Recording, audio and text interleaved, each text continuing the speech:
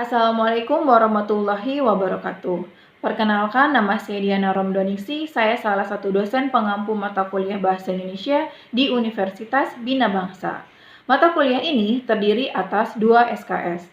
Adapun capaian pembelajaran pada mata kuliah ini antara lain, mahasiswa mampu berperan sebagai warga negara yang cinta tanah air dan memiliki rasa nasionalisme yang tinggi serta tanggung jawab pada bangsa dan negara. Selanjutnya, mahasiswa juga harus mampu mengetahui pengetahuan dan langkah-langkah dalam menyampaikan gagasan secara ilmiah, baik lisan maupun tertulis dengan menggunakan bahasa Indonesia yang baik dan benar. Berikutnya, mahasiswa juga harus mampu menunjukkan kinerja secara mandiri, bermutu, dan terukur. Berikutnya, mahasiswa juga harus mampu mendokumentasikan, menyimpan, mengamanahkan, dan menemukan kembali data untuk menjamin kesahihan untuk mencegah plagiasi. Selanjutnya, mahasiswa juga harus mampu mengembangkan keilmuan dan keprofesian secara berkelanjutan, mandiri maupun kolektif dalam rangka mewujudkan diri sebagai pendidik dan pembelajar. Berikutnya, mahasiswa juga harus mampu menguasai dan memahami ilmu kebahasaan, khususnya bahasa Indonesia sebagai wujud nasionalisme serta rasa tanggung jawab terhadap bangsa dan negara. Berikutnya, mahasiswa juga harus mampu terampil dalam berbahasa Indonesia yang baik dan benar, secara lisan maupun tulisan, secara mandiri, bermutu maupun terukur. Dan mahasiswa juga harus mampu mengembangkan keilmuan dan keprofesian secara berkelanjutan, mandiri maupun kolektif dalam rangka mewujudkan diri sebagai pendidik sejati dan pembelajar serta tidak ada indikasi plagiat. Mata kuliah Bahasa Indonesia terdiri atas 16 kali pertemuan. Pada pertemuan pertama, kita akan mengadakan kontrak perkuliahan, termasuk di dalamnya kita akan menjelaskan sedikit gambaran tentang konsep bahasa Indonesia, meliputi pengertian bahasa, sejarah bahasa, dan fungsi bahasa Indonesia. Pada pertemuan kedua, kita akan membahas materi mengenai ragam dan laras bahasa. Adapun cakupan diantaranya ada pengertian ragam, pengertian laras, dan perbedaan antara ragam dan laras bahasa. Materi berikutnya yaitu mengenai ejaan bahasa Indonesia. Nah, materi ini disampaikan pada pertemuan ketiga, keempat, dan kelima. Adapun subpokok bahasan pada pertemuan ini antara lain penulisan huruf, pemakaian kata, singkatan dan akronim, nama diri, pemakaian kata, dan pemakaian tanda baca. Pada pertemuan ke-6, materi yang akan disampaikan yaitu mengenai pilihan kata atau diksi. Nah, pada materi ini mencangkup di dalamnya ada pengertian idiom dan ungkapan idiomatik. Pada pertemuan ke-7, kita akan membahas materi mengenai kalimat, termasuk di dalamnya pengertian kalimat, syarat kalimat, dan unsur-unsur pembentuk kalimat, serta jenis-jenis kalimat. Dan pada pertemuan ke-8, kita akan mengadakan ujian tengah semester. Setelah ujian tengah semester, kita akan masuk ke pertemuan ke-9. Nah, pada pertemuan ke-9, materi yang akan kita bahas yaitu mengenai kalimat efektif. Adapun subpokok bahasan diantaranya pengertian kalimat efektif, syarat-syarat kalimat efektif. Berikutnya, pada pertemuan ke-10 dan 11, kita akan membahas materi mengenai alinea atau paragraf. Adapun di dalamnya mencangkup pengertian alinea atau paragraf, unsur-unsur pembentuk alinea atau paragraf, dan pola pengembangan alinea atau paragraf. Pada pertemuan ke-12, kita akan membahas materi mengenai topik, tema, tesis, dan judul karangan. Adapun subpokok bahasan di dalamnya antara lain membuat kerangka karangan dengan metode pengaturan dan penyusunan kerangka karangan. Pada pertemuan ke-13 dan 14, kita akan membahas materi mengenai penulisan karya tulis ilmiah dan semi-ilmiah, termasuk di dalamnya pengertian mengarang dan karangan, karakteristik penulisan ilmiah dan semi-ilmiah, serta penulisan karangan ilmiah secara sederhana. Nah, pada pertemuan ke-15, kita akan mengadakan review atau ulasan serta diakhiri dengan kuis untuk membahas sejauh mana pemahaman mahasiswa tentang materi yang sudah disampaikan.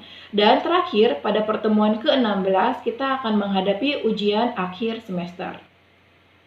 Metode yang digunakan adalah metode kooperatif, inquiry, ceramah, tanya jawab, dan diskusi kelompok. Adapun kriteria penilaian untuk tugas, kuis, dan kehadiran itu sebesar 30%, masing-masing terbagi menjadi 10%. Sedangkan UTS itu 30% dan UAS 40%. Beberapa buku referensi yang saya gunakan selama proses pembelajaran antara lain buku dari Lamudin Finoza judulnya Komposisi Bahasa Indonesia, buku dari Zainal Arifin Cermat Berbahasa Indonesia, buku dari Goris Keraf judulnya Komposisi, dan Pedoman Umum Ejaan Bahasa Indonesia dari Pusat Bahasa, serta beberapa buku referensi lainnya. Nah, berikut adalah contoh praktik mengajar dari salah satu pertemuan pada mata kuliah Bahasa Indonesia. Oke, bisa kita mulai? Bismillahirrahmanirrahim. Assalamualaikum warahmatullahi wabarakatuh.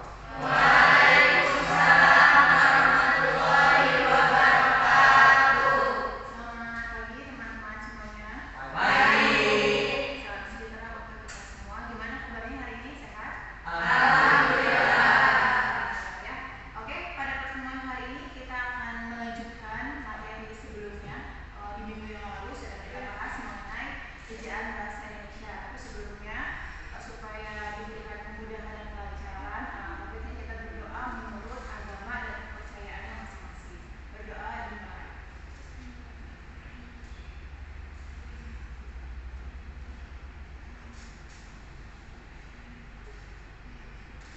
Berdoa selesai. Hari ini siapa yang tidak hadir? Buku absen dulu ya. Julina, ada Julina? Hadir. Dewi Syifa. Fatatul Ain hadir. Sri Hernisa hadir. Siti Nurfarisatun.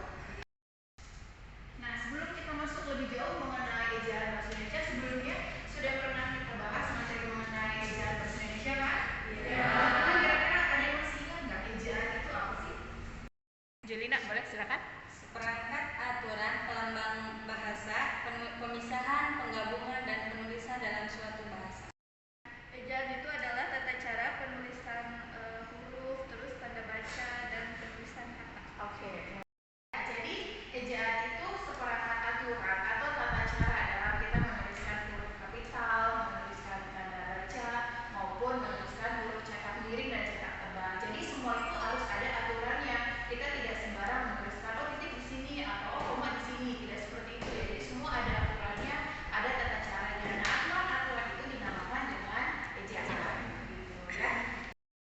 Ya, jadi di sini teman-teman bisa lihat ada beberapa ruang lingkup dalam ejaan bahasa Indonesia. Yang pertama, ada pemakaian huruf, ada penulisan huruf, ada penulisan kata, penulisan unsur serapan, dan pemakaian tanda baca. Nah, keempat poin yang di atas ini sudah pernah kita bahas di pertemuan sebelumnya. Jadi hari ini kita akan membahas mengenai poin yang kelima, yaitu pemakaian tanda baca. Tapi sebelum saya lanjutkan, saya ingin bertanya lagi. Kira-kira teman-teman masih ingat tidak? Yang tercakup ke dalam pemakaian huruf. Di situ ada materi, ada abjad, ada huruf, begitu ya. Apa sih bedanya antara abjad dan huruf?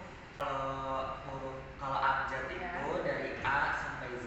Betul. Kalau huruf itu penulisan, misal kita menulis nama Rizky, nah itu hurufnya RIZKY. Terima kasih Rizky. Jadi betul ya, kalau huruf itu misalnya A saja itu huruf, B itu huruf, C itu huruf. Tapi kalau abjad itu A sampai Z. Jadi kumpulan dari huruf itu dinamakan dengan abjad. Jadi ada berapa huruf dalam abjad bahasa Indonesia? 26. Ada 26 huruf A sampai Z.